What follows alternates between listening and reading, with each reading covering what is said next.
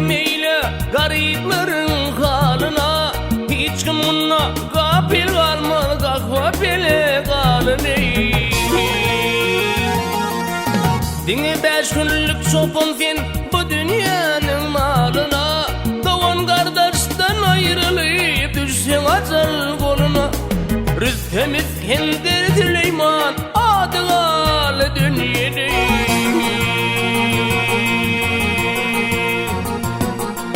Bir garip hakayal varıp minne devlet yok diyer, yeni biri kıyılmarda minne oğul yok diyer. Yeni biri oğul kıyıl var minne devlet yok diyer, yeni biri yedenine şükür eder hak diyer.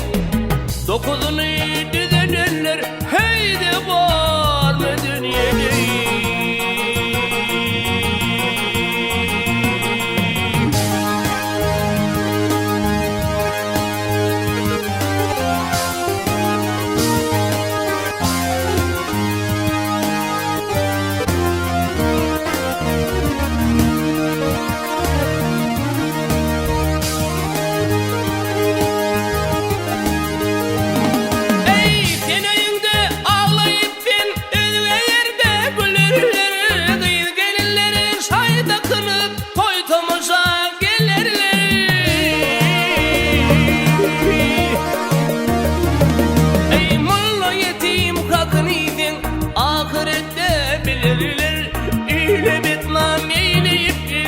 Burnunu yediler. Bir garibin hakkını yedin ahirette bilirler.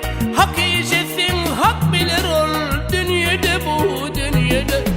Dokuzunu dolduranlar heyde var mı dünyada?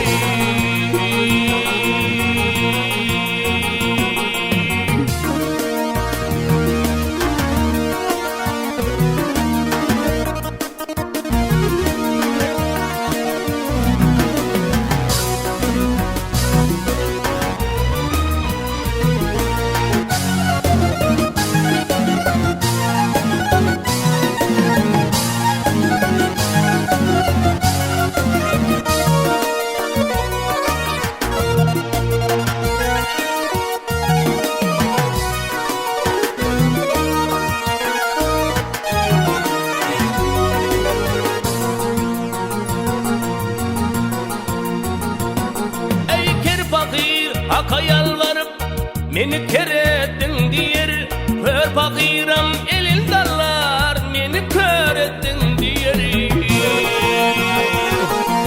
Bir gövherim şükle saçar meni garettin diyer, mağtum uli hak tagalla ödüm keretil diyer. Hak işettin hak bilir o dünyada bu dünyada.